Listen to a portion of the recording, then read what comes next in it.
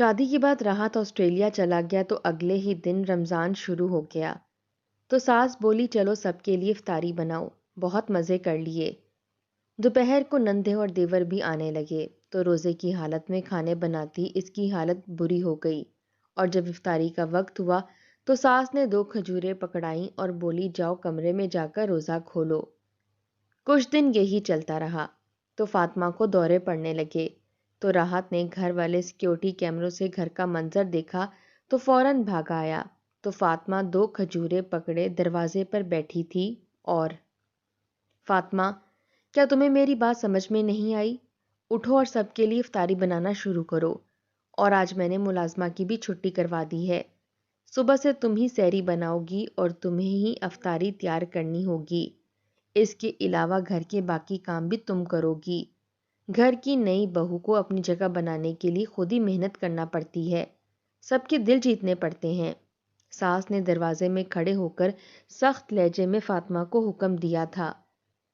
فاطمہ ظہر کی نماز ادا کر کے اٹھی تھی اور قرآن پاک کی تلاوت میں مشغول تھی۔ اس کی آواز دھیمی اور پرسکون تھی، اس کے چہرے پر سکون کی ہلکی سی روشنی پھیلی ہوئی تھی۔ اس نے ادب سے جواب دیا کہ جی ٹھیک ہے امی، میں افطاری کی تیاری کر لیتی ہوں، لیکن ابھی تو افطاری میں کافی وقت ہے، میں تھوڑی دیر مزید قرآن پاک کی تلاوت کر لوں۔ اس کی بات مکمل بھی نہ ہوئی تھی کہ ساس کا چہرہ سخت ہو گیا۔ انہوں نے تیز لہجے میں کہا کہ افطاری میں ڈھیروں چیزیں بنانی ہیں، نہ جانے تم افطاری کے وقت تک بنا بھی پاؤ گی یا نہیں، اسی لیے فوراً کام پر لگ جاؤ، کیونکہ افطاری تقریباً 17 لوگوں کی بنانی ہے، جس میں بڑے بچے سب شامل ہیں، اور تمہیں سب کی پسند کا الگ سے خیال رکھنا ہے، کسی کو بھی شکایت کا موقع نہیں دینا۔ 17 لوگوں کی افطاری بنانے کا سن کر فاطمہ کا دل ایک لمحے کو لرز گیا۔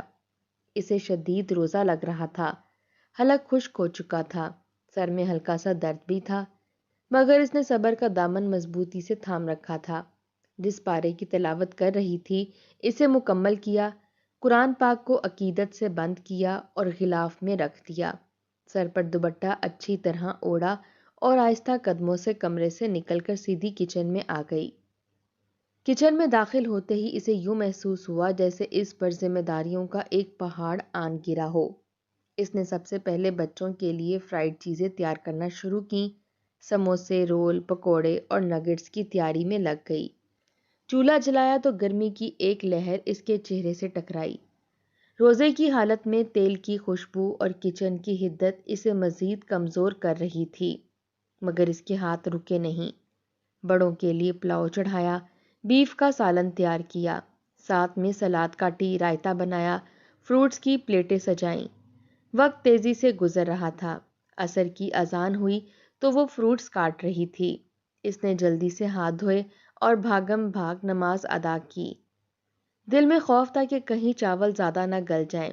نماز میں بھی اس کا دل پوری طرح یکسو نہ ہو سکا، کیونکہ دم پر رکھے ہوئے چاول اس کے ذہن میں گردش کر رہے تھے۔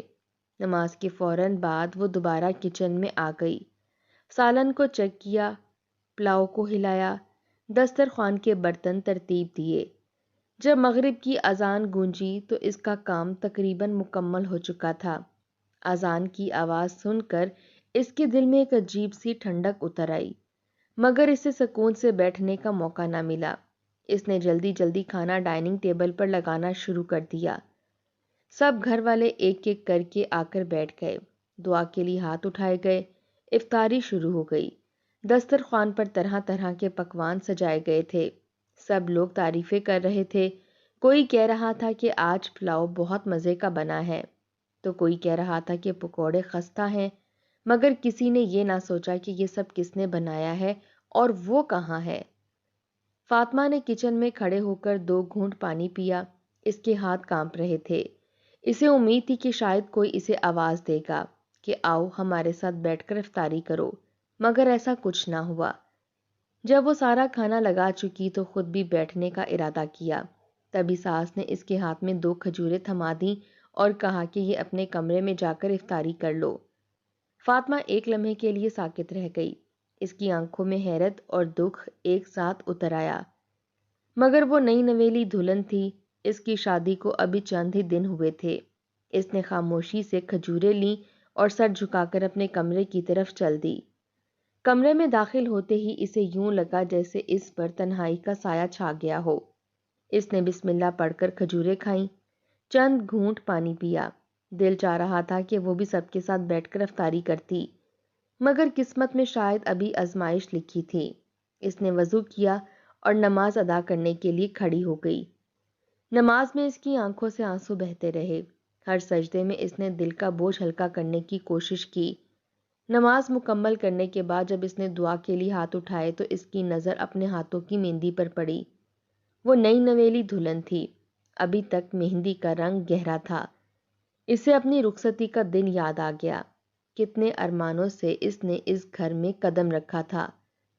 اسے لگا تھا کہ نئی زندگی میں محبت ہوگی، عزت ہوگی، سکون ہوگا، مگر پہلے ہی دن اسے کچن کی ذمہ داریوں میں جھونک دیا گیا۔ اس کے آنسو بے اختیار بہنے لگے۔ اسے اپنی ماں کی باتیں یاد آئیں، جو رخصت کرتے وقت کہہ رہی تھی کہ بیٹی صبر سے کام لینا، گھر کو اپنا سمجھنا۔ اس نے دل ہی دل میں خود کو سمجھایا کہ شاید وقت کے ساتھ سب ٹھیک ہو جائے گا۔ اس نے فوراً آنسو پونچھے اور دعا مکمل کی۔ تبھی باہر سے ساس کی آواز آئی کہ کہاں ہو، جلدی آ کر برتن سمیٹو، سب نے کھانا کھا لیا ہے۔ فاطمہ کا دل ایک بار پھر ٹوٹ کر رہ گیا۔ کسی نے اسے کھانے کے وقت یاد نہ کیا تھا، مگر برتن سمیٹنے کے لیے فوراً پکار لیا گیا تھا۔ اس نے چپ چاپ دوپٹہ درست کیا اور کچن کی طرف بڑھ گئی۔ ڈائننگ ٹیبل پر برتن بکھرے ہوئے تھے، سالن کے قطرے دسترخوان پر گرے تھے، پلیٹیں ادھوری چھوڑ دی گئی تھیں۔ وہ ایک ایک کر کے سب سمیٹنے لگی۔ ہاتھوں کی مہندی اب برتنوں کی میل سے چھپ رہی تھی۔ اس کے نرم ہاتھ صابن اور گرم پانی میں ڈوبے ہوئے تھے۔ تھکن سے اس کی کمر دکھ رہی تھی، مگر اس کے لبوں پر شکوہ نہ تھا۔ برتن دھوتے ہوئے اس کے دل میں ایک ہی سوال گونج رہا تھا کہ کیا یہی نئی زندگی ہے جس کے خواب اس نے دیکھے تھے؟ مگر اگلے ہی لمحے اس نے خود کو سنبھالا۔ اس نے سوچا کہ شاید اس کا صبر ہی اس کی کامیابی بنے گا۔ وہ جانتی تھی کہ آزمائش کے بعد آسانی آتی ہے۔ اس نے دل ہی دل میں اللہ سے دعا کی کہ اسے ہمت دے اور اس کے دل کو مضبوط رکھے۔ رات گہری ہو رہی تھی۔ گھر کے سب افراد اپنے اپنے کمروں میں جا چکے تھے۔ کچن صاف کر کے جب وہ اپنے کمرے میں آئی تو جسم میں جان نہ تھی۔ اس نے آہستہ سے دروازہ بند کیا اور بستر پر بیٹھ گئی۔ اس کی آنکھوں میں نمی اب بھی باقی تھی، مگر اس کے دل میں ایک عزم بھی جاگ رہا تھا۔ وہ ٹوٹنا نہیں چاہتی تھی۔ وہ چاہتی تھی کہ ایک دن یہی لوگ اس کی قدر کریں، اس کی محنت کو سراہیں۔ اس نے خاموشی سے دعا کی کہ اے اللہ، مجھے صبر عطا فرما، میرے دل کی حالت تو جانتا ہے، مجھے اس گھر میں عزت اور محبت نصیب کر، میرے نصیب میں آسانیاں لکھ دے۔ پھر وہ تھکن سے نڈھال بستر پر لیٹ گئی، آنکھیں بند کیں تو آنسو پلکوں سے نکل کر تکیے میں جذب ہو گئے، مگر اس کے دل میں امید کی ایک ننھی سی کرن اب بھی باقی تھی، جو اسے ہر دکھ کے باوجود جینے کا حوصلہ دے رہی تھی۔ رات گہری ہو چکی تھی، مگر فاطمہ کی آنکھوں میں نیند نہیں تھی۔ بستر پر لیٹے لیٹے وہ چھت کو دیکھتی رہی اور اس کا ذہن آہستہ آہستہ ماضی کی طرف کھنچتا چلا گیا۔ اسے اپنا نکاح کا دن یاد آنے لگا۔ گھر روشنیوں سے سجا ہوا تھا، ہر طرف ہنسی کی آوازیں تھیں، مہندی سے سجے ہاتھوں میں خوشبو بسی ہوئی تھی۔ اس کے دل میں ڈھیروں خواب تھے۔ وہ اس رات کتنی خوش تھی جب راحت نے پہلی بار اس کا ہاتھ تھاما تھا۔ اس کی آواز میں یقین تھا۔ اس نے آہستہ سے کہا تھا کہ فاطمہ، میں تمہیں دنیا کی ہر خوشی دوں گا، تمہیں کبھی کسی چیز کی کمی محسوس نہیں ہونے دوں گا۔ راحت بیرون ملک کام کرتا تھا۔ وہ صرف چند دن کی چھٹی پر آیا تھا تاکہ شادی کر سکے۔ شادی کے ابتدائی دنوں میں وہ فاطمہ کے ساتھ بہت نرم اور محبت کرنے والا تھا۔ وہ اسے ہر وقت اپنے قریب بٹھاتا، اس کی باتیں سنتا، اسے یقین دلاتا کہ بس کچھ ہی عرصے کی بات ہے، پھر وہ اسے اپنے ساتھ لے جائے گا۔ فاطمہ کو اس کی باتوں پر مکمل بھروسہ تھا۔ وہ سوچتی تھی کہ قسمت نے اسے ایک اچھا شوہر دیا ہے، مگر خوشیوں کے وہ چند دن بہت جلد گزر گئے۔ راحت کی چھٹی ختم ہو گئی۔ رخصتی کے بعد ابھی چند ہی دن ہوئے تھے کہ اسے واپس جانا پڑا۔ ایئرپورٹ پر کھڑے ہو کر فاطمہ کی آنکھوں میں آنسو تھے۔ مگر دل میں امید بھی تھی کہ شوہر کی محبت اس کے لیے ڈھال بنے گی۔ راحت نے جاتے ہوئے ایک بار پھر وعدہ کیا تھا کہ وہ جلد اسے اپنے پاس بلا لے گا اور تب تک اس کی ہر ضرورت کا خیال رکھے گا۔ راحت کے جانے کے بعد گھر کا ماحول یکسر بدل گیا۔ فاطمہ نے سوچا کہ شاید اسے نئے ماحول میں ڈھلنے میں وقت لگے گا، مگر جلد ہی حقیقت اس کے سامنے آنے لگی۔ صبح سحری سے پہلے ہی اسے جگا دیا جاتا۔ وہ اندھیرے میں اکیلی کچن میں کھڑی سحری تیار کرتی، سب کو کھانا پیش کرتی۔ اس کی نندیں اور دیور دیورانیاں اپنے بچوں سمیت گھر میں موجود ہوتی تھیں، مگر کوئی بھی کام میں ہاتھ نہیں بٹاتی تھی۔ جب سب کھا لیتے تو بچا کچا سمیٹتی، اس کے بعد جلدی سے خود 2-3 نوالے کھا لیتی تاکہ کوئی دیکھ نہ لے، کیونکہ اسے احساس ہو چکا تھا کہ اگر وہ سکون سے بیٹھ کر کھائے گی تو کسی نہ کسی کی نظر اس پر ضرور پڑ جائے گی۔ دن بھر وہ کام میں جٹی رہتی، جھاڑو پوچھا، برتن، کپڑے استری، صفائی، سب کچھ اسی کے ذمہ تھا۔ روزے کی حالت میں جسم ٹوٹنے لگتا، مگر زبان پر شکوہ نہ آتا۔ وہ دل ہی دل میں سوچتی کہ شاید یہی آزمائش ہے، شاید یہی اس کی قسمت کا حصہ ہے۔ افطاری کا وقت آتا تو اس کے دل میں ایک عجیب سی گھبراہٹ پیدا ہو جاتی۔ دسترخوان سجانے کے بعد جب سب بیٹھ جاتے تو اسے پھر وہی منظر دیکھنا پڑتا۔ ساس اس کے ہاتھوں میں 2 کھجوریں رکھ دیتی اور کہتی کہ اپنے کمرے میں جا کر افطاری کر لو۔ اس کی ہمت نہیں ہوتی تھی کہ کچھ کہہ سکے۔ وہ خاموشی سے 2 کھجوریں لے کر اپنے کمرے میں چلی جاتی، پانی کا 1 گلاس پیتی اور بس۔ نہ سالن، نہ روٹی، نہ پلاؤ، کچھ بھی نہیں۔ یہ معمول کا روز بن چکا تھا۔ سحری میں وہ چپکے سے تھوڑا بہت کھا لیتی کیونکہ اس وقت کچن میں وہ اکیلی ہوتی، مگر افطاری کے وقت کوئی نہ کوئی اس کے سر پر کھڑا رہتا۔ اسے کبھی موقع نہ ملتا کہ 2 کھجوروں کے علاوہ کچھ اور لے سکے۔ چند ہی دنوں میں اس کے چہرے کی رونق ماند پڑنے لگی، آنکھوں کے نیچے ہلکے نمایاں ہونے لگے، ہاتھوں کی مہندی کا رنگ اتر گیا، مگر کمزوری کی زردی باقی رہ گئی۔ آہستہ آہستہ اس کا وزن کم ہونے لگا، کپڑے ڈھیلے پڑنے لگے۔ وہ آئینے میں خود کو دیکھتی تو چونک جاتی، گال اندر کو دھنسنے لگے تھے، کلائیوں کی ہڈیاں نمایاں ہو گئی تھیں۔ مسلسل غذائی کمی اور کمزوری نے اس کے جسم کو توڑ کر رکھ دیا تھا۔ اسے اکثر چکر آنے لگتے، کبھی اچانک آنکھوں کے آگے اندھیرا چھا جاتا، مگر وہ کسی کو کچھ نہ بتاتی۔ اسے ڈر تھا کہ کہیں اسے کمزور اور نالائق نہ کہا جائے۔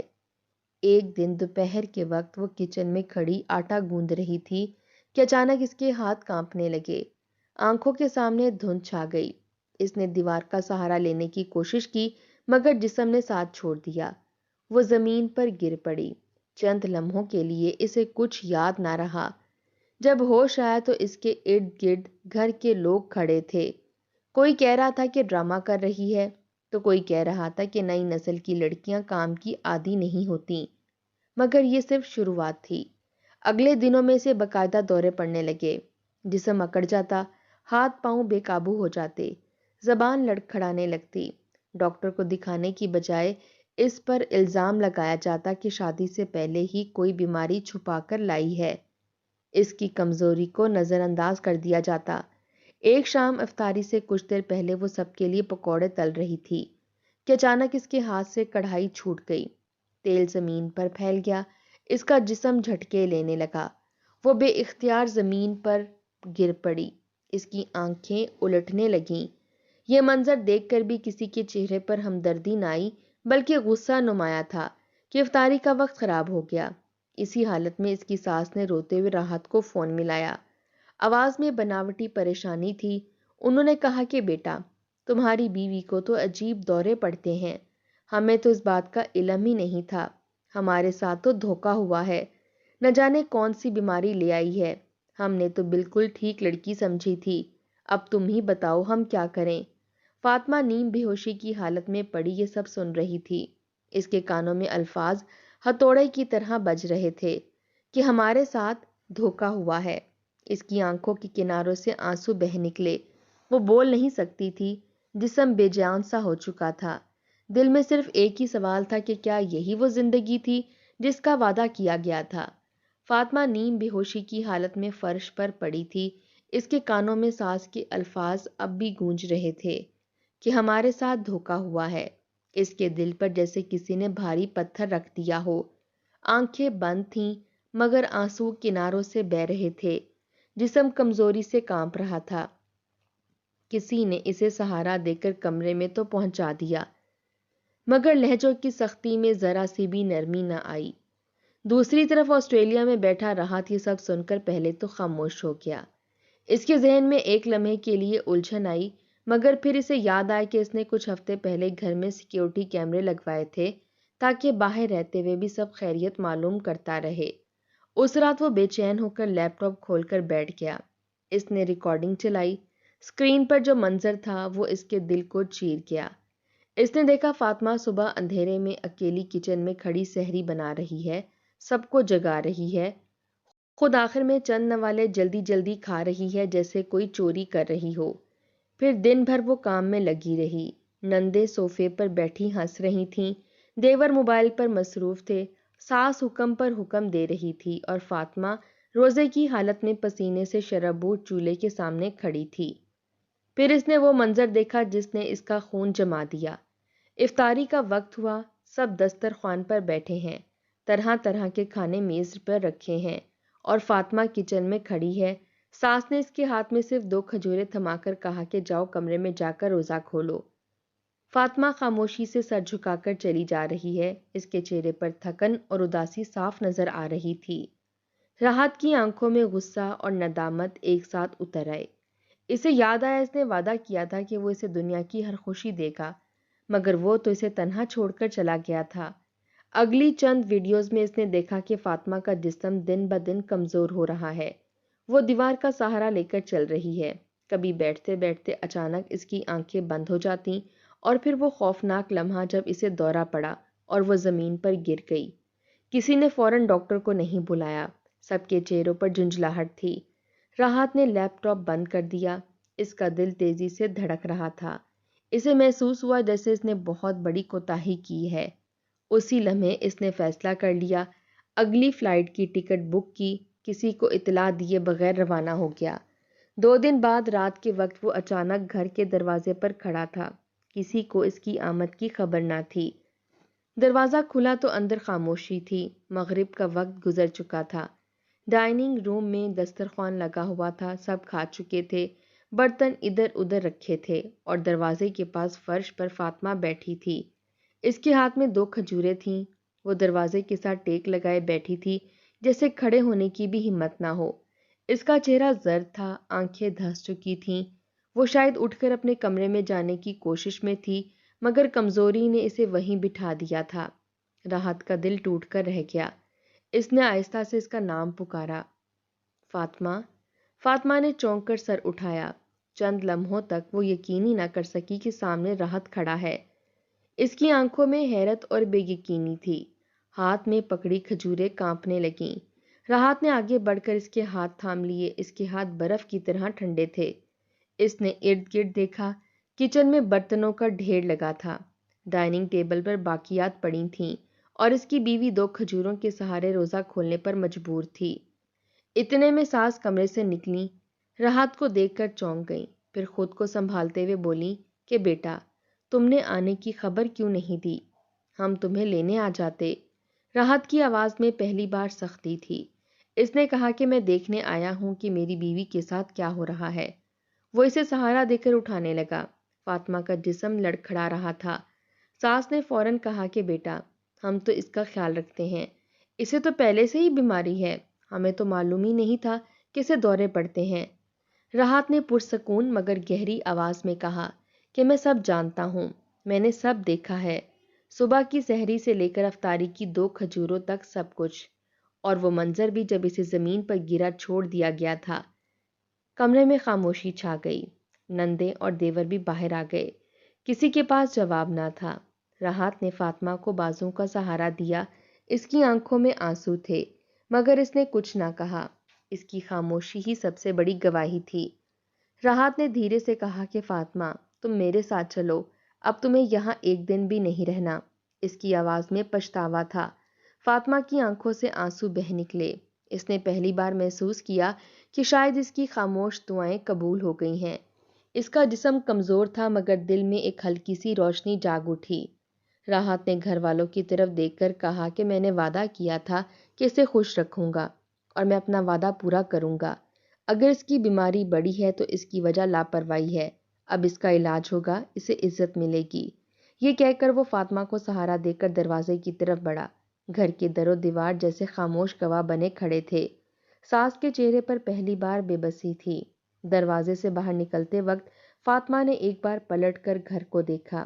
یہی وہ گھر تھا جہاں وہ خواب لے کر آئی تھی، جہاں اسے 2 کھجوروں میں سمیٹ دیا گیا تھا، مگر آج وہ اسی دروازے سے نئی امید کے ساتھ نکل رہی تھی۔ راحت نے گاڑی کا دروازہ کھولا، فاطمہ کو بٹھایا، اس کے ہاتھ اب بھی اس کے ہاتھ میں تھے۔ گاڑی آگے بڑھ گئی۔ رات کے اندھیرے میں ایک نیا سفر شروع ہو چکا تھا۔